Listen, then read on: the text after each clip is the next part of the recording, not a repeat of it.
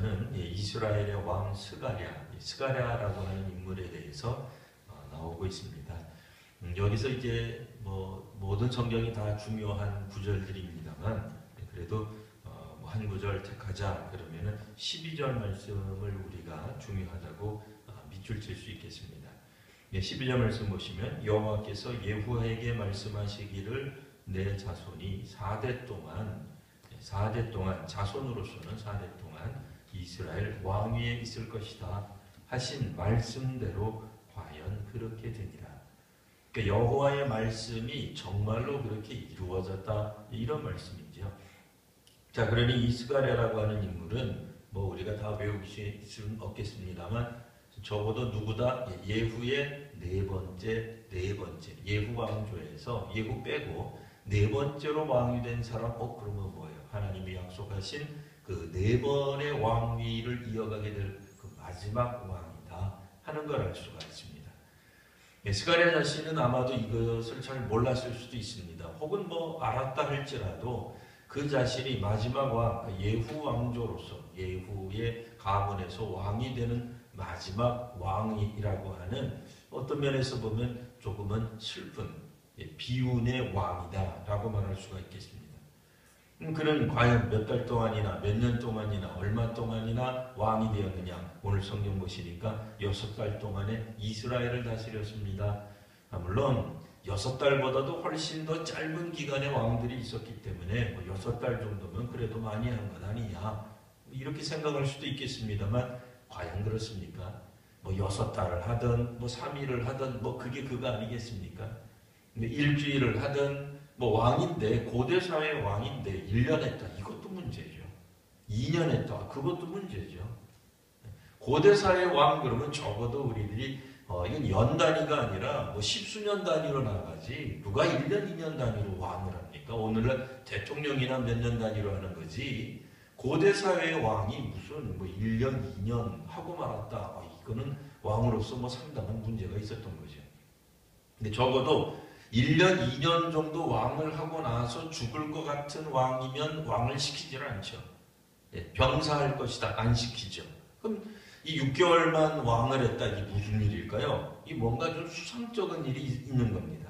아니나 다를까요? 10절에 보시면 야베스의 아들 살롬이 그를 반역하여 죽였다. 살해당했다 그 얘기예요. 근데 더더욱 놀라운 거는 백성 앞에서 살해를 당합니다. 아니 도대체 왕이 무슨 잘못을 저질렀길래 백성 앞에서 백주대낮에 사람들 앞에서 공개적으로. 결국 이거는 왕을 공개 처형을 한 것인지 아니면 백성들이 다 보는 앞에서 왕을 죽였다는 얘기인지 아니면 왕을 죽여놓고 온 백성 앞에 자신이 왕을 죽였다고 천명한 것인지 도대체 뭐가 됐든지 간에 말도 안 되는 얘기죠. 비운의 왕이 되고 맙니다. 오늘 성경 말씀에서는 그의 행위, 그의 행적을 9절에 이렇게 요약을 했습니다. 그의 조상의 행위대로 여호와 보시기에 악을 행하여.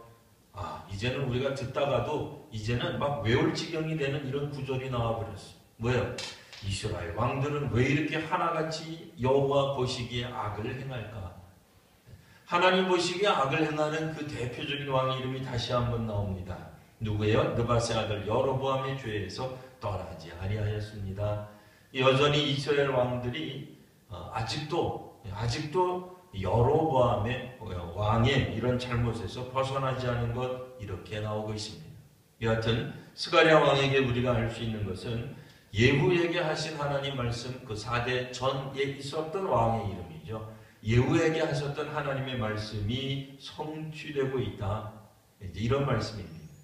하나님의 약속은 그것이 때로는 하나님의 말씀이 우리들에게 복을 선언하는 것이든 혹은 복이 아니라 화가 임하는 것이든 때로는 우리들에게 멸망을 말씀하시는 것이든 혹은 이 세상의 종말을 말씀하시는 것이든 그런 것들이 다 성취된다라고 하는 것, 반드시 이루어진다고 하는 것 우리가 기억해야 할 것입니다. 자, 이제 살룸이라는 사람이 어쨌든 공개적으로 어떤 형태인지 잘 모르겠습니다만 공개적으로 왕을 죽였습니다. 잘했다고 보기 어렵죠.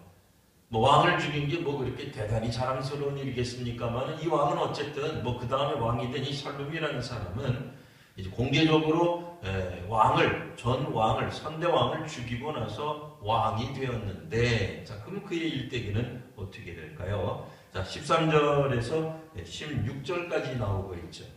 예, 우리 13절에서 16절까지 또 한번 읽어보도록 하겠습니다.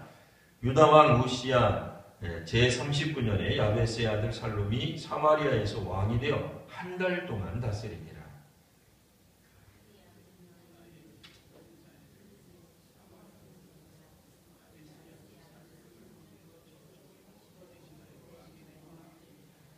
살룸의 남은 사적과 그의 반역한 일은 이스라엘 왕 역대지략에 기록되니라.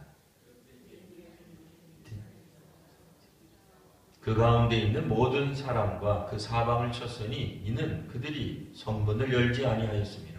그러므로 그들이 그 곳을 치고 그 가운데 아이벤 분열을 갈랐더라. 아멘.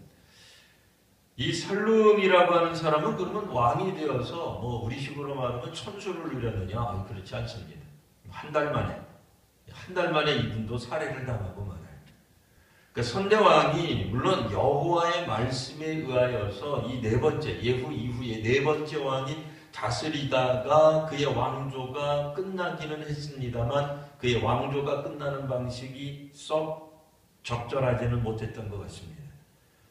그도 결국에는 그 다음 사람 므나헴이라고 하는 사람에 의해서 한 달 만에 왕위에서 내려오는, 근데 뭐 그냥 내려온 게 아니죠. 차례당해 여전히 똑같은 방식으로 어떻게 보면 우리들이 저지른 방식으로 예수께서 말씀하셨던 것에 따르면 칼로 한 자는 칼로 망하는 것과 비슷한 뭐 그런 모습이 나타나고 있는 겁니다. 그러니까 천대 왕을 살해해서 자기가 왕이 된 사람, 악한 일을 통해서 왕이 된 사람은 결국 그 자신도 그와 똑같은 길을 걷게 되는구나. 이런 거 우리가 살펴볼 수 있겠습니다.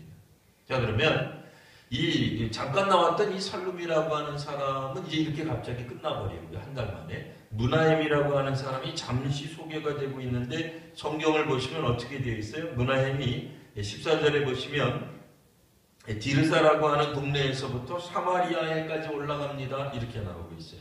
디르사는 사실은 옛 왕국의 수도를 말합니다. 그러니 이 므나헴이라고 하는 사람은 옛 왕실의 수도에서부터 지금 북이스라엘의 수도에 이르기까지 굉장히 뭔가 이 권력력이 있는 사람이에요. 이 사람은 좀 이 역사상 좀 주목받기를 원했던 사람인 것 같아요. 이 얼마나 이 사람이 무자비했냐면 그의 무자비한 내용이 마지막 절에 보시면 이렇게 나옵니다. 므나헴이 디르사에 와서 그 주변에 있는 몇 개 도시를 이제 공격을 합니다. 근데 이 딥사와 그 가운데 있는 모든 사람 이 사방을 치는 장면이 나오는데 이게 그러면 어느 나라냐? 같은 북이스라엘이에요. 이건 무슨 얘기예요? 동족을 친 거예요. 동족을 무자비하게 공격한 사람입니다. 이 사람 같은 경우에는 이 동족을 쳤는데 그 사람들이 성문을 열지 않았다. 그 정도까지 위협을 하면 성문을 열 줄 알았는데 성문을 열지 않은 거예요. 얼마나 화가 났겠어요. 끝까지 공격을 해냅니다. 그리고 나서 성취하는 것까지는 좋았는데 결국에는 그곳에서 오늘 성경에 보면 아주 끔찍한 학살을 벌이는 장면이 나오죠. 그곳을 치고 그 가운데 아이벤 분열을 갈랐더라. 동족에게 만행을 저지르는 겁니다. 그러니까 종종 우리들은 적들에게 자비를 베푸는 것들을 우리가 좀 뭐 대충 알고 있죠. 뭐 포로를 뭐 성을 함락해서 이제 다 패전한 사람들 뭐 그렇게까지 무자비하게 죽일 필요가 뭐 있습니까? 아이벤 분열가 나중에 그가 무슨 권력을 뭐 힘을 해가지고 다시 뭐 보복을 하겠습니까? 뭘 어쩌겠습니까? 그런데도 무자비하게 죽이는 모습이 나옵니다. 그는 성경상에서 아주 잔인한 사람으로 묘사되고 있습니다. 어떻게 보면 살룸이라고 하는 사람이 이렇게 잔인한 사람에게 죽임을 당했으니 얼마나 비참하게 죽었겠습니까? 뭐 우리식으로 말하면 그의 육신인들 제대로 뭐 부지했겠습니까? 뭐 죽은 시신이라도 제대로 과연 보존했을까 하는 생각이 들 정도로 비참한 죽음을 당했겠구나. 그것도 아주 자기보다도 훨씬 더 무지막지한 사람한테 죽임을 당했구나 라는 생각을 하게 됩니다. 여하튼 이 므나임이라고 하는 사람이 갑자기 또 한 달 만에 이스라엘의 왕으로 등극하게 됩니다. 자, 그러면 이 므나임이라고 하는 사람은 이렇게 무자비했으니까 뭔가 좀 잘했을 것 같은 생각이 좀 들 수도 있습니다. 과연 므나임이라고 하는 사람은 역사에 또 어떻게 기록이 되어 있을까요? 한번 또 우리 17절에서부터 22절까지 한번 또 저와 여러분들이 한 절씩 번갈아 읽겠습니다. 유다왕 아사랴 제39년에 바디의 아들 므나임이 이스라엘 왕이 되어 사마리아에서 10년간 다스리며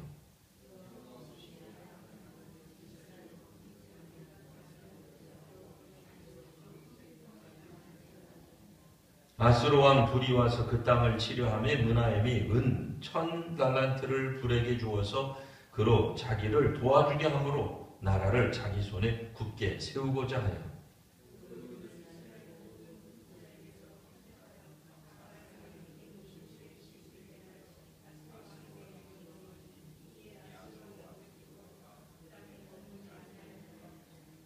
므나임의 남은 사적과 그가 행한 모든 일은 이스라엘 왕 역대지략에 기록되지 아니하였느냐. 므나임이 그의 조상들과 함께 자고 그의 아들 부가히야가 대신하여 왕이 되니라. 아멘. 찬찬히 살펴보시면 이번에는 그래도 조금 왕위가 오래 갔습니다. 몇 년 갔다고요? 10년간 갔습니다. 자, 그런데 여기서 이제 주목해야 될 부분은 이제 18절 말씀에 이런 표현이 나옵니다. 여호와 보시기에 악을 행하여 지금까지 나왔던 이스라엘 역대왕 북이스라엘 말합니다. 이스라엘의 역대왕과 똑같은 평가를 받는데 한 구절 조금 다른 단어가 나와요. 뭐요? 평생 떠나지 아니하니라. 평생에 밑줄 짝 치세요. 뭐 좋은 건 아니에요. 좋아서 밑줄 치는 건 아니고요. 이 왕이 여전히 나쁜 왕이었구나 하는 걸 어떻게 보면은 다시 한번 강조해 주는 겁니다. 그러니까 지금까지 왕들이 뭐 6개월도 하고 한 달도 하고 그런데 갑자기 10년 했으니까 그래도 이 왕이 잘한 왕이 아닌가? 그렇지 않아요. 그렇지 않습니다. 악한 왕은 오래 해도 악합니다. 네. 이 왕이 10년간 일했으니 혹시라도 독자들로 하여금 그래도 10년간 왕 노릇했으니 괜찮은 아니다 그 얘기예요. 평생토록 그는 여전히 하나님의 뜻을 떠난 그런 왕으로 기록되고 있습니다. 자, 그래서 그 왕, 그 이전부터 얼마나 잔인했어요. 동족을 죽이는데 서슴지 않았습니다. 그러니까 왕권을 휘어잡는데 완전히 이 사람은 동족을 제사로 삼고, 벌모로 삼고, 희생양으로 삼는 사람입니다. 이 약자는 처참하게, 비참하게 죽여버린 그런 왕이라고 우리가 볼 수가 있겠습니다. 자, 그런데 그에게도 이 상당한 적이 있습니다. 사람이 살다가 보면 일평생에 숙적이 있기 마련인데 이게 대등한 관계가 아니라 아주 월등한 힘을 가지고 온 왕이 있었는데 그 왕 이름이 오늘 19절에 보시면 아수르 왕 불 이렇게 되어 있습니다. 이 이름이 한자예요. 그러나 이제 원래 이름은 좀 깁니다. 어쨌든 오늘 성경에서는 불 이렇게 이제 나와 있습니다. 불이라고 하는 아수르 왕, 주변국이죠. 이웃나라입니다. 이웃나라 왕이 와가지고는 북이스라엘 땅을 치려고 합니다. 므나임이 어떻게 해결을 해요? 은 1000달란트로 해결을 합니다. 은 1000달란트는 지금으로 말하면 약 한 35톤 정도가 되는 막대한 양의 은이었다 그래요. 상상이 안 가는 거죠. 엄청난 거죠. 1톤도 엄청난 건데 금 1톤도 엄청난 건데 이게 고대 사회에서는 참고로 그 은과 금이에요. 우리 그 성경에도 보면은 4개, 베드로도 얘기하죠. 은과 금은 4개 없거니와. 우리는 이제 자꾸 찬송가 부를 때는 금과 은이라고 나오는데 이 은과 금이에요. 왜? 고대 사회에서는 은이 더 귀했어요. 그러니까 오늘 우리식으로 말하면 이제 금은 보석, 우리 한국어에도 그렇게 돼 있잖아요. 금은 보석. 그러니까 금이 우선되고 그 다음이 이제 은이 더 값어치가 있는데 고대 사회에서는 은이 훨씬 더 값어치가 있었단 말이죠. 그런 의미에서 이 35kg라고 하는 게 어마어마한 거예요. 근데 이거를 이제 은 1000달란트를 주어서 우리로 말하면 뭐예요? 조공을 바친 거예요. 뇌물을 바친 거예요. 돈을 써서 이 아수르 왕의 마음을 환심을 사가지고는 되돌려 보냈습니다. 자, 그런데 이 19절 말씀에 보면 이렇게 말을 합니다. 그로 자기를 도와주게 함으로 나라를 자기 손에 굳게 세우고자 하여. 라고 나오고 있어요. 아수르 왕의 도움을 빌었다고 얘기해요. 우리로 말하면 뭐예요? 아수르 왕이 이스라엘 왕도 계속 해도 돼. 그 말을 듣고 싶은 거예요. 예전에 우리 이렇게 우리나라죠. 고려 시대, 조선 시대 때도 혹간 그런 일들이 있었어요. 대국이라고 말하는 중국에 가가지고 우리의 얼굴 도장을 찍고 옵니다. 다음번 왕은 쟤입니다. 쟤를 책봉해 주세요. 돈도 바치고 벌도로도 잡혀가지고 그 나라 문물도 배우고 그 나라 언어도 하고 그 다음에 뭐가 돼? 나중에 왕으로 책봉을 받는 거예요. 다음번 왕은 누구다? 그거 가지고 받아가지고 자기가 왕됨을 대국의 인정을 받았다고 스스로 자랑하고 했잖아요. 남의 나라의 힘을 빌어서 자기가 스스로 자기의 왕권을 이루고자 하는 그런 모습을 보여주고 있습니다. 근데 이 황당한 거는 20절에 보시면 이렇게 돼 있어요. 그럼 그 은을 어디서 마련했느냐? 이스라엘 모든 큰 부자들에게 강탈해서 각 사람에게 은 50세겔씩 내게 했다고 얘기해요. 이게 어디서 많이 보던 것 같지 않으세요? 오늘날? 일부러 우리가 성경을 그렇게 읽으려는 건 아닙니다만 왕이 이제 최고 통치자가 그 시대의 그 재벌들에게 이야기를 했다는 거예요. 너희들은 얼마씩 내. 그걸 또 돈을 또 싹 모아가지고 어느 한 곳에다가 주어서는 자기의 왕권을 강화시키려고 했다는 거예요. 예나 지금이나 이런 사람들이 있어요. 이런 방식으로 왕권을 유지하려는 사람들이 있단 말이에요. 근데 이스라엘 사회에서 왕이 해야 되는 것은 하나님이 우리들의 왕권을 지켜주셔야 되는 거예요. 근데 그거를 어김없이 이 역대 왕들이 그랬던 것처럼 이 왕도 이 므나헴이라고 하는 왕도 어처구니 없이 이 아수르 왕에게 돈을 주어서 그것도 부자들에게 돈을 빼앗은 거예요. 강탈한 거예요. 억지로 내게 한 거죠. 눈을 부라렸겠죠. 안 내면은 우리 나도 죽고 너도 죽는데 뭐가 여러 가지 말로 설득을 했겠습니다만 결국 강요에 의한 것이었다라는 말입니다. 결국 이 나라는 당장은 침략을 당하지 않았습니다. 아수르 왕이 되돌아갔다 이런 말로 이제 끝나 있습니다만 과연 역사가 그렇게 끝날지 그 뒷이야기를 보지 못한 채 므나헴은 죽고 맙니다. 그래도 자연사를 한 왕이 되는 거예요. 여태까지 뻑하면 그냥 그 다음 신하가 죽이던 부하가 죽이던 누가 와서 죽이던 그 선대왕을 다 죽여버렸어. 근데 지금 그나마 므나헴이라고 하는 사람은 좀 살기는 살았던 것 같아요. 그러나 그의 나라가 과연 어떻게 됐을까요? 계속해서 한번 또 우리 한번 보도록 하겠습니다. 23절에서 26절 말씀 또 저와 여러분들이 한 절씩 번갈아 읽겠습니다. 유다의 왕 아사랴 제5년에 므나헴의 아들, 이번에 그 아들이 왕이 된 거죠. 부갈리아가 사마리아에서 이스라엘 왕이 되어 2년간 다스리며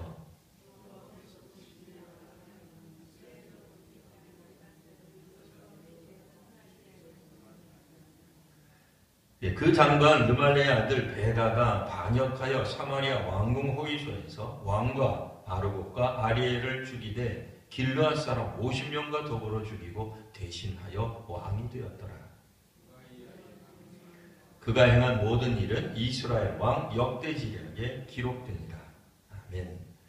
그래도 이번에는 괜찮았던 것 같죠? 므나헴의 아들이 왕이 됐습니다. 그게 꼭 잘한 건 아니겠습니다만 여하튼 그의 아들이 왕이 되었어요. 아주 무자비했던 왕의 아들이 또다시 왕이 되었는데 이번에는 2년간 이 왕의 통치 기간이 조금 줄었습니다. 여하튼 그 아들도 여전히 아버지와 똑같은 범죄를 하였다. 이게 24절에 나오고요. 자, 25절의 말씀에 보면 그의 장관의 아들 베가라고 하는 사람이 반역을 일으킵니다. 여전히 신하 혹은 신하 주변에 있는 신하의 아들 이렇게 가까운 사람들로부터 계속 배신을 당합니다. 북이스라엘의 역사의 특징 중에 하나가 뭐냐면 물론 마지막에는 외적의 침략으로 망해요. 마지막에는 아수르에 의해서 망하게 되거든요. 근데 그 이전에 이 나라가 점점 쇠약해지는데 그 쇠약해지는 과정 속에서 나타나는 특징 중에 하나가 뭐냐면 내분이에요. 내란이에요. 안에서부터 이 나라가 뿌리째 흔들린다는 것을 계속해서 연이어서 말해주고 있습니다. 물론 그것을 세상적인 관점에서 보면 반역이라고 말할 수 있겠습니다만 뭐 그렇죠. 그 이전에 있던 사람들 입장에서는 반역이죠. 근데 성경은 끊임없이 말을 하고 있는 게 있어요. 뭐요? 반역에 의해서 그 나라가 망했다라고 말하지 않고 뭐라고 말해요? 왕들이 뭐 어떤 형태로 왕이 되었든지 간에 정권을 잡은 그 사람들이 끊임없이 여호와 보시기에 악을 행하고 있기 때문에 그 나라가 점점 망해가는 거예요. 그거를 놓치서는 안 됩니다. 물론 반역이 있었습니다. 가까운 사람, 뭐 신하에 의하여 반역이 있었던 거 사실입니다. 문제는 어떤 형태로든지 왕이 된 사람, 정권을 잡은 사람, 권력을 잡은 사람들이 여전히 하나님 보시기에 악을 행하고 있다는데 큰 문제점이 있는 겁니다. 여하튼 이 베가라고 하는 사람이 또 다른 특징은 이렇습니다. 25절에 보면 왕과 아르곱과 아리에. 근데 갑자기 보통은 왕만 나오지 신하들은 안 나와요. 우리로 말하면 이게 비선실세인지 문고리 3인방인지 뭔지 아는 사람들이 갑자기 툭 튀어나온다. 우리는 몰라 이 인물들에 대해서. 그럼 우리 같으면 보통 여태까지 지금 열왕기 하에서 왕들만 죽여왔단 말이에요. 그렇죠? 선대왕만 죽여왔는데 굳이 이 구절에 와가지고는 우리는 한 번도 듣도 보도 못한 사람 왕과 아르곱과 아리에를 죽이되 마치 이 세 사람을 한꺼번에 죽이지 않으면 안 되었을 것 같은, 그죠? 왕처럼 다루고 있는 거예요. 왕은 아닌데 왕과 같이 다루면서 꼭 이 죽이는 대상으로, 물론 이게 뭐 좋은 뜻은 아니겠습니다만 살해하는 대상으로 세 명을 굳이 연결하고 있는 게 이게 뭐겠습니까? 이 세 사람이 뭐 공동 통치를 했는지, 뭐 비선실세인지, 왕과 똑같은 뭐 운명 공동체였는지 알 길은 없어요. 그러나 분명한 것은 적어도 이 왕과 함께 이름이 거의 대등하게, 동등하게 나열되고 있고, 베가라고 하는 사람은 왕 한 사람만 죽이는데 머물지 않고 이 두 명의 신하까지도 함께 죽이고 있다. 이게 이제 중요한 얘기입니다. 여하튼 그런 길르앗 사람 50명 자기 나름대로의 어떤 세력을 가지고 있었던 거예요. 일종의 자기 사병을 두었다 이렇게 볼 수도 있습니다. 그러니까 그는 길르앗에서부터 자신의 다른 정치적 야욕을 가졌던 사람이라고도 볼 수 있겠죠.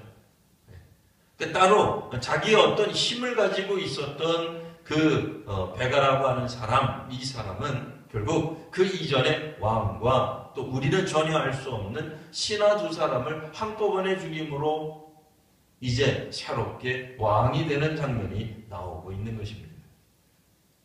자, 그러면 이제 이스라엘 왕 베가, 오늘 이제 오늘 우리가 이제 같이 함께 볼 말씀 중에서 이제 마지막 나오는 인물입니다. 자, 27절에서 31절까지 또 저와 여러분들이 한 절씩 같이 번갈아 읽도록 하겠습니다. 유다의 왕 아사랴 제52년에 르말레의 아들 베가가 이스라엘 왕이 되어 사마리아에서 20년간 다스리며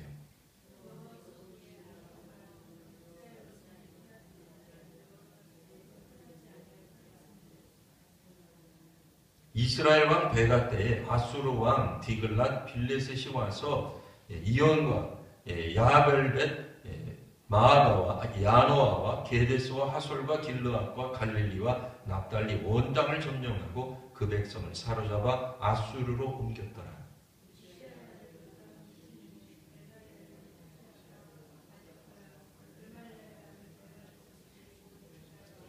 네, 같이 읽겠습니다. 베가의 남은 사적과 그가 행한 모든 일은 이스라엘 왕 역대 지략에 기록되니라. 아멘. 예, 이제 쭉 나와가지고 몇 사람들 막 훅 하고 지나갔습니다. 스가랴부터 살룸, 므나헴, 브가히야, 오늘 이제 마지막으로 이 베가라고 하는 이 임금 이스라엘의 왕에 대해서 이제 한 번 더 살펴보겠습니다. 적어도 그는 20년간 다스렸습니다. 이거 많이 다른 거죠. 북이스라엘 왕들 중에 그래도 20년간 다스린 왕이 있다니 뭐 이것도 뭐 놀라운 일입니다. 그러나 다시 한번 말씀드리지만 악한 왕이 오래 다스린다고 해서 좋은 건 아닙니다. 왜요? 이스라엘 백성들 입장에서는 참 곤혹스러운 거예요.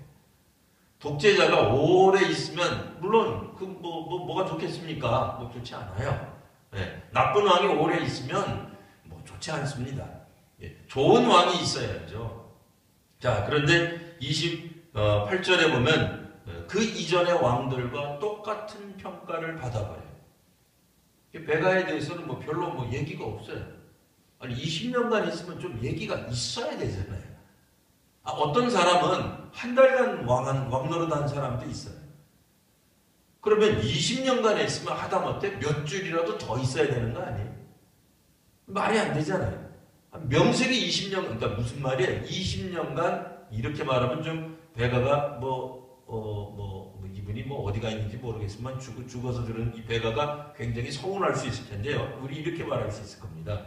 20년 동안 한 일이 없다. 이렇게 말할 수 있는 거예요. 네. 우리가 이 성경을 읽을 때, 그러니까 하나는 이거였죠. 그래도 오래 하면, 그래도 뭔가 있었는가 보다. 그거 맞아요. 그러니까 두 번째 읽는 방식이 이거예요. 오래 왕이 됐는데 별로 평가가 없다. 무슨 얘기예요? 오래 했지만 쓸 말이 없는 거예요. 적을 말이 없는 거예요. 네. 이 왕에 대해서는 별로 성경 기자가 뭐 평가하는 게 별로 없어요. 사실 오래 했는데 쓸 말이 없으면 그게 더 악한 거예요. 그러니까 짧게 한 사람, 한 달 한 사람과 20년 한 사람이 평가가 같다. 평가가 뭐예요? 별로 할 말이 없잖아요. 한 게 없으면 20년 한 사람이 더 악한 거예요. 차라리 한 달 있다가, 그렇게 말하면 안 되지만, 차라리 한 달만 하다가 죽임당한 게 더 낫지. 죽은 게 잘 됐다 그런 뜻은 아니에요. 그런 뜻은 아니지만 20년 동안 했는데 평가가 똑같다. 한 달 하고 죽은 사람이랑 똑같다. 이거 20년 한 사람이 더 큰 문제 아닙니까? 여하튼 계속해서 보시면 근데 여기서 중요한 건 누구냐? 갑자기 29절에서 보시면 이스라엘 왕 베가 때에 아수르 왕 디글랏 빌레셋이 왔다. 이게 더 중요하다는 거예요. 그러니까 베가 왕 때 뭐가 중요하냐? 베가가 중요한 게 아니고 아수르 왕 디글랏 빌레셋이 훨씬 더 중요한데 문제는 이 디글랏 빌레셋이 뭐 한 사람이냐? 뭐 이온이라든지 이거 뭐 도대체 우리가 뭔지 잘 모르겠어요. 근데 길라 이거는 우리 성도님들도 조금 낯익은 지명이에요. 그래도 모르시겠다. 갈릴리 이건 더 잘 알아 우리가. 이거 어느 나라 땅이에요? 이거 이스라엘 땅이에요. 자, 납달리. 네. 적어도 이 끝부분에 나와 있는 몇 개 성읍들은 이거는 앞부분은 잘 모르겠는데 네. 이게 뭐 북이스라엘 땅이었는지 아니었는지 우리도 뭐 잘 모르겠어요. 그렇잖아요. 잘 모르겠지만 적어도 우리 이 뒷부분에 나오는 성읍 들으니까 이거는 우리도 안다 이렇게 생각된단 말이에요. 이건 뭐예요? 북이스라엘 땅을 빼앗겠다 그 얘기예요. 구약 성경에 있어서 뭐 오늘날도 마찬가지지만 땅 빼앗기는 거 이게 심각한 겁니다. 심각한 거죠. 토지 빼앗기는 거 심각한 거예요. 우리 땅인데 우리가 사용 못하는 거 심각한 겁니다. 이 간단한 문제가 아니죠. 뭐 그래도 잘 모르실 리 없지만 한 번 더 강조하면 독도 얼마나 작은 땅이에요. 그 별거 아니잖아요.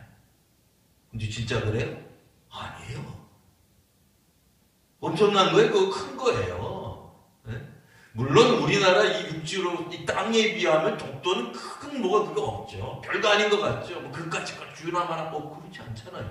그렇게 생각하는 사람 있습니까? 지금 우리 대한민국 국민 중에 그렇게 생각하는 사람 아무도 없을 거예요. 네. 이스라엘, 그러니까 이 구약 시대 때에 이 땅이라고 하는 개념은 기본적으로 하나님이 그들에게 주신 거예요. 근데 그 땅을 빼앗겼다는 얘기는 결국 뭡니까? 하나님의 심판이 아니고서는 그 땅을 못 빼앗기는 거예요. 그들이 믿음에서 떠나면 떠나는 것만큼 땅을 빼앗기도록 되어 있어요. 조금이라도 빼앗겼을 때 우리들이 깨닫는 것은 우리가 이웃나라에게 적선했다, 이웃나라에게 좋은 일 했다가 아니에요. 그게 절대로 아닙니다. 네. 뭐 요즘 그렇게 생각하는 사람 있습니까? 아무도 없죠. 당연한 거예요. 멀쩡하게 눈 시퍼렇게 뜨고 우리의 땅을 빼앗긴다는 건 이게 심각한 문제예요. 그러니까 외교적으로 문제가 있든지 뭐 그 이전에 있었던 그 문하임이라고 하는 왕은 군력 외교를 한 거죠. 돈 줘가지고 강대국으로부터 잘 보이려고 했는데 문제는 그 강대국 돈을 받아가지고 간 나라 누구 왕이 아수르 왕 불이라고 나와 있죠. 근데 이 불이라고 하는 인물이 오늘 이 성경에 나오는 디그라필레스하고 동일한 인물이에요. 기가 막힌 거죠. 그러니까 불이라고 하는 이 아수르 왕하고 디글라필레스이 동일인이기 때문에 결국 우리는 뭐냐? 문하임 시절에 그가 은을 무려 수십 톤이죠. 수십 톤을 받아가지고 잠깐 물러간 것 뿐이에요. 그 완전히 군력적 외교를 한 거죠. 그러니까 잠깐은 이스라엘 영토를 지킬 수 있었을지 몰라요. 그러나 세월이 흘러서 결국 불의한 돈으로는 영원히 우리나라를 지키지 못해. 불의한 방법으로는 굴욕적인 외교의 방법으로는 결코 우리나라를 이 땅을 지키지 못한다는 것을 지금 말해주고 있는 겁니다. 잠깐 동안은 괜찮은 듯 보였어요. 그들의 진노를 좀 이렇게 잠재운 것처럼 보였지만 아수르 왕은 다시 찾아옵니다. 적어도 그 왕 때는 안 왔어요.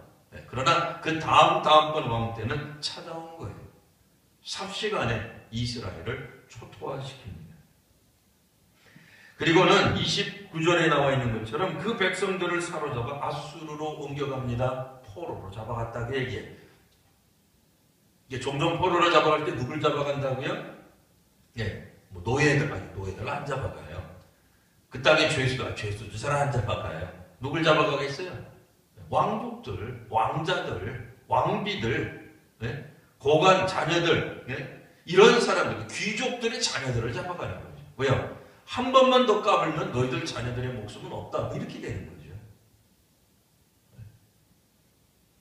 영원히 속국이 돼버리는 거예요. 점점 나라가 힘을 잃기 시작합니다. 놀라운 거는 그 와중에 30절. 요담 제20년에 엘라야드로 호세아가 반역하여 베가를 쳐서 죽이고 대신하여 왕이 됩니다. 30절 보시면 호세아라고 하는 사람이 이제 마지막 왕인 것처럼 등장하죠. 여하튼 호세아라는 사람이 등장을 하는데 이 사람 참 잘 생각해야 돼요. 왜요? 베가를 죽이고 대신 왕이 된 것까지는 좋았는데 과연 왕이 될 만한 가치가 있었을까요? 호세아가 정말 행복한 왕이 되었을까요? 어떻게 보면은 정치를 잘못한 왕이었죠. 베가라고 하는 왕은 결국 아수르 왕에 의해 거의 몇 개 중요한 성읍들을 빼앗기고 북이스라엘의 중요한 인물들이 아마도 자녀들을 상당수 빼앗겼을 겁니다. 포로로 끌려가게 만든 무력한 왕이었을 겁니다. 그러니 이 무력한 왕을 누군가가 쳐 죽인다 한들 무슨 문제가 있겠습니까만은 문제는 이거예요. 권력이 반드시 그렇게 좋은 걸까요? 이렇게까지 왕이 돼서 뭐 할까요? 나라의 운명은 점점 죽어가고 있는데 그러면 나라를 살릴 만한 인물이 왕이 돼야 될 거 아니겠어요? 근데 여전히 만일 똑같은 사람이 우리가 여태까지 보아왔던 대로 북이스라엘 왕들에 대한 평가들처럼 여전히 북이스라엘의 초대왕 여로보암의 그 죄에서 벗어나지 못하는 왕이 또다시 왕이 된다 한들 무슨 의미가 있겠느냐 그 얘기. 앞에 사람을 죽이고 개혁을 하고 어떻게 보면은 새로운 어떤 왕조를 세운다 한들 무슨 의미가 있을까요? 여하튼 마지막 순간에 이렇게까지 나라가 어려웠으니 호세아라는 사람이 담대하게 나서서 그 이전의 왕을 죽이고 새롭게 왕이 됩니다. 자, 그러면 호세아는 과연 좋은 왕이었을까요? 궁금하신 분들은 다음 주 주일에는 이제 저희가 오후 예배가 없으니까 다음 주 수요일에 오셔야 이 마지막 이야기를 들으실 수 있을 겁니다. 이스라엘의 국군이 점점 갑자기 몰락해가는 것을 보셨습니다. 짧게 요약을 하면 어떤 사람은 몇 달, 어떤 사람은 한 달, 어떤 사람들은 조금 오랜 기간 통치한 것 보이지만 여전히 그들 속에는 하나님 의지하는 그런 것이 하나도 없어요. 결국 이스라엘에게 남은 것들은 때로는 돈을 통해 가지고 굴욕적인 외교를 통해서 되지 않습니다. 반정을 통해서 새로운 어떤 그런 왕조를 설립하고자 하는 어떻게 보면은 나름대로의 애쓴 노력도 있긴 합니다만 그 노력도 수포로 돌아갑니다. 점점 이스라엘은 나라가 쇠락하고 망하는 길로 지금 가고 있습니다. 마지막 순간에는 호세아라고 하는 인물이 자기도 왕이 되겠다고 해가지고 반역을 일으켜서 왕이 되기는 합니다만 과연 그의 인생이 과연 행복할까요? 왕이 되면 다 좋은 걸까요? 권력을 잡으면 과연 좋은 것인지 질문을 만들게 하는 그런 왕의 모습이 이제 호세아입니다. 이제 오늘 이 시대를 우리가 한번 또 살펴볼 수 있겠습니다. 과연 통치자가 되고 왕이 되고 지도자가 되는 것만이 과연 답이 있을까요? 정말로 이 국군이 다한 혹은 문제가 많이 심각한 어떤 공동체를 세우고자 할 때 우리는 어떤 지도자가 되어야 할까요? 또 어떤 사람들이 지도자가 되어야 할까요? 참으로 하나님을 신뢰하는 사람, 하나님을 의지하는 사람이 우리의 지도자가 되어야 될 것입니다. 믿음의 공동체면 더더욱 그리하여야 할 것입니다. 교회를 그리고 하나님 나라를 또한 복음을 또 우리가 선교적 사명을 감당하기 위해 우리는 더더욱 하나님께 의지하며 나아가는 사람들이 되어야 할 것입니다. 다시 한번 하나님께 의지하는 이 민족과 또 이 공동체 또 우리 자신이 되기 위해 또 열심으로 기도하며 하나님께 맡기는 귀한 오늘 하루가 되시기를 바랍니다. 기도하겠습니다. 거룩하신 주님,